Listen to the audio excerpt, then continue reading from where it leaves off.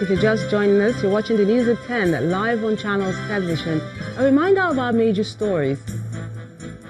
President Buhari is set to join other world leaders to discuss ways of ensuring global peace as he visits Armistice Museum ahead of the Paris Peace Forum. Troops of the Nigerian Army clear Boko Haram insurgents from 7 Borno communities and repel an attack on a village near Maiduguri.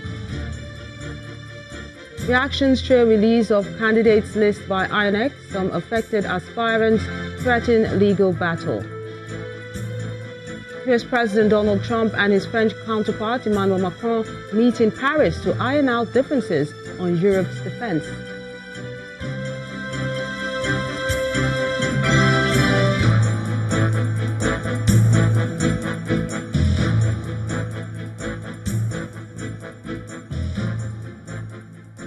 ChannelsTV.com has more information for you, and go to youtube.com/channelsweb to view our videos. Watch us on your mobile device via your browser or download the Channels TV app for Android and iOS devices from their respective stores. And besides giving you access to news updates on the go, the Channels TV and Channels 24 app has an eyewitness feature, so you can use it to share those pictures, videos, or news of happenings around you. Just install the app, then tap and swipe to reveal the menu and follow the instructions. Reactions have continued to trail the list of candidates published by the Independent National Electoral Commission (INEC) for various elective positions in the 2019 elections.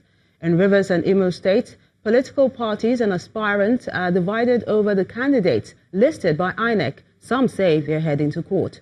Meanwhile, in Taraba State, the list of candidates vying for the governorship position has just been released by INEC. It's been a back-and-forth battle for most political parties across many states following the provisional list of candidates released by the Independent National Electoral Commission to contest the 2019 general elections at all levels. In Rivers State, South Nigeria, the Magnus Abe-led faction of the All Progressives Congress has described the recent list for the 2019 elections as a mere ceremony. A member of the State House of Assembly representing Eleme constituency, Josiah Olu, who spoke on behalf of the Abe-led faction, told Channels Television that the last is not being heard on the matter. We are worried that Rivers State High Court is almost being seen as a court that is not competent in delivering sound judgments. The recent pronouncement by the Supreme Court has put to rest that, because it has shown that Rivers State High Court has the jurisdiction to deliver judgment. On the other hand, the Director General of the Tonya Cold Campaign Organization, Chidi Liod, said there are no surprises. He was duly nominated by the party. So it didn't come to us as a surprise. Without prejudice to the court, the various litigations that are in the court. But nothing stopped INEC from publishing our candidates' name, and we thank God for that. Now to the southeast, Imo State to be precise. The listing of the former Deputy Speaker of the House of Representatives, Emeka Ihedioha's name, as governorship candidates for the People's Democratic Party, the PDP. Senator Ifeanyi Ararume as the flag bearer for APGA, despite the formation of NAPGA, and the former PDP stalwart Mike Ikoku, who recently defected to YPP and now the governorship candidate. Mr. Ikoku says that INEC's process is commendable, but asks for a free and fair exercise in 2019. I want to also request from them that they should continue to be unbiased, as an unbiased empire they have proven to be, and so that the 2019 election, will be free and fair, and everyone will be happy when the election goes free and fair. For the ruling All Progressives Congress in the state, a late court order issued by an FCT High Court received by Senator Hope Uzodimma gave INEC powers to publish the name of Senator Hope Uzodimma as the governorship candidates of the All Progressives Congress in Imo State. However, for Uche Nwosu, who earlier got a court injunction restraining INEC and APC from publishing Senator Hope Uzodimma's name, the recent action will be challenged in court. We are here telling the whole world that we will do everything humanly possible within every legal possible means to reclaim the mandate deposed on Ugumba Uchenwosu by Imo APC members. In Taraba State, northeast Nigeria, the Independent National Electoral Commission listed the incumbent governor of the state, Darius Ishaku, for the PDP. The former deputy and acting governor, Sani Danladi, is the candidate for the APC. The former Minister of Women Affairs and Social Development, Aisha Al-Hassan, is vying for the top position on the UDP platform. Various candidates vying for the State House of Assembly under Jalingo 2 only had their names on the list, while some other constituencies had no names, but an INEC official in the state insists another list is in the works.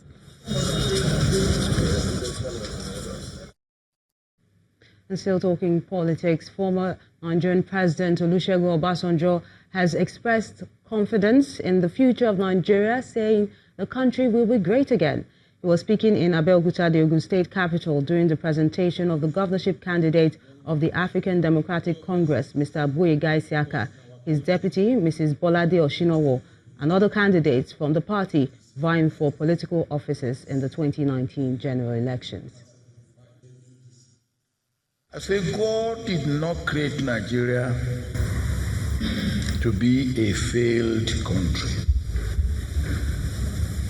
God created Nigeria to be one of the leading countries among the Committee of Nations. That we are not there is not the fault of God.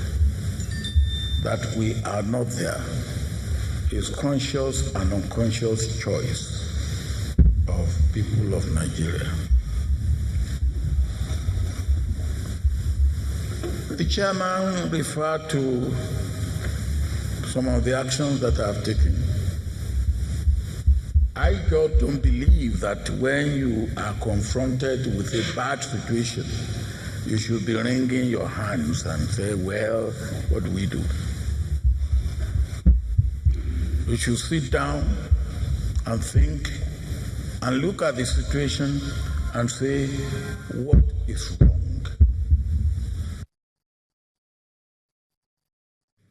The national chairman of the All Progressives Congress, Mr. Adams Oshomole, has given an insight into why he was quizzed by the Department of State Services, DSS. The APC chairman had traveled out of the country after he was interrogated by the DSS over allegations of collecting bribe during his party's primary elections. Mr. Oshomole told journalists in Lagos that he saw the DSS only once, and it was a conversation, not an arrest or detention. The former governor of Edo State noted that the DSS did not ask him to return the next day, contrary to media reports.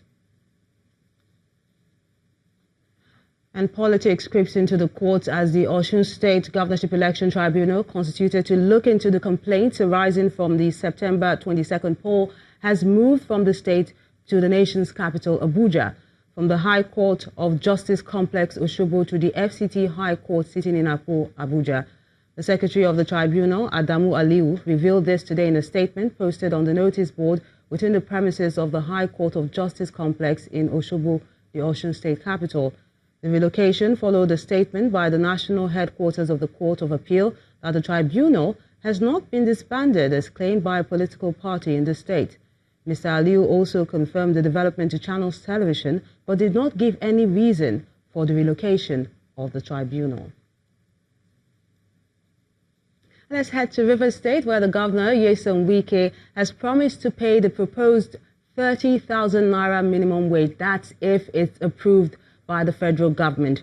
But the governor asked Labour to be considerate in his demands, saying all government's revenue cannot be used to pay wages. He said this during the foundation laying of an ultra-modern secretariat for the Trade Union Congress in the state. We make a promise and we'll fulfill the promise. The only one we did not talk, which we are contending with at the national level, is the minimum wage. If people agree, we'll pay. But I'm not one of those who made that promise. The party that made the promise should solve the problem. I'm not here to carry anybody's headache. So that is the truth of it. But if people agree, we will do it. But I will not come and begin to stay meeting for 15 hours. That I will not do. But I'm in support. Just that your demands are so many. Today is secretariat, the next day is increment, the next day is a pension, the other day is this. You have never stopped. And the chairman of the federal government negotiating team with the Academic Staff Union of Universities, Dr. Wale Babalaki, has appealed to the lecturers to call off their industrial action and return to the negotiating table. The pro-chancellor of the University of Lagos refuted the allegation that he's seeking to introduce tuition fees into the university system. Contrary to the assertion by the union, the views communicated by the chairman of the committee, Dr. Wale Babalaki, are the collective views of the government renegotiation team. These views were arrived at after extensive debate and were communicated in writing in the inception report that was delivered to ASUU in July 2017. Our attention has been drawn to the several statements made by Professor Biodun Omiemi, president of ASUU, and echoed by various zonal heads and other members of the same union. As we had stated in our previous communication on this matter, we believe that negotiations are best done on the table rather than on the pages of newspaper. Hence, we have been very reluctant to respond to this campaign of our co-negotiators. Going by the figures provided by ASUU, Nigeria requires over 2 trillion naira per annum to fund university education. This figure exceeds in value a total amount of money available for all capital projects in Nigeria, including health, infrastructure, security, and others.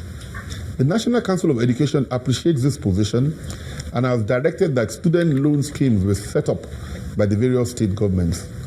They have also supported the idea of an education bank, which will provide soft loans for students seeking to obtain university education.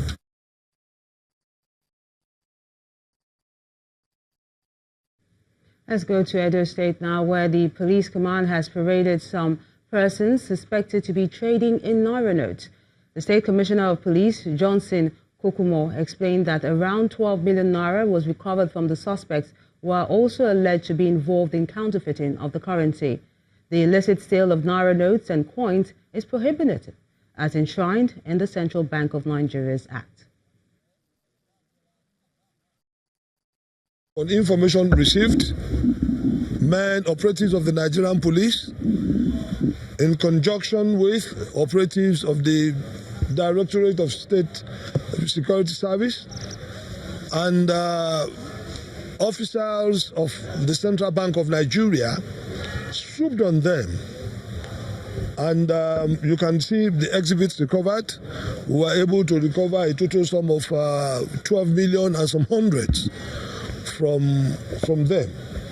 They will carry higher sums of money to their source. On $1 million naira, they may buy new notes worth $1 million naira for $1,100,000, $1,050,000, $1,200,000, depending on the arrangement they have with their source. A Lebanese national working with a construction company in Kano State has been kidnapped. Eyewitness told Channels Television that some gunmen stormed and attacked the construction site at the time the victim was supervising construction work on the Kano Plateau Expressway, killing a police officer attached to him before he was taken away. In the meantime, the Kano State Police Command spokesman, SP Magaji Majia, confirmed the incident, which he says occurred at 8 this morning. The Ondo State chairman of the African Democratic Congress, Bisi Ogungbemi, and 3 others kidnapped on Wednesday have reportedly regained their freedom. The spokesperson of the Ondo State Police Command, Mr. Femi Joseph, confirmed this to Channels Television, adding that the kidnapped victims were released yesterday. They were said to have been forcefully taken away on the Owo Road on their way to Akure from Ikare Akoko. The publicity secretary of the party in the state had told Channels Television that one of the 2 vehicles in which the people were traveling was seen by the roadside.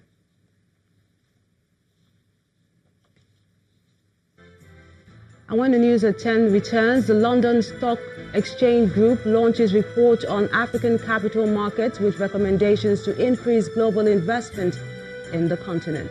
That's on Business News. Join us again.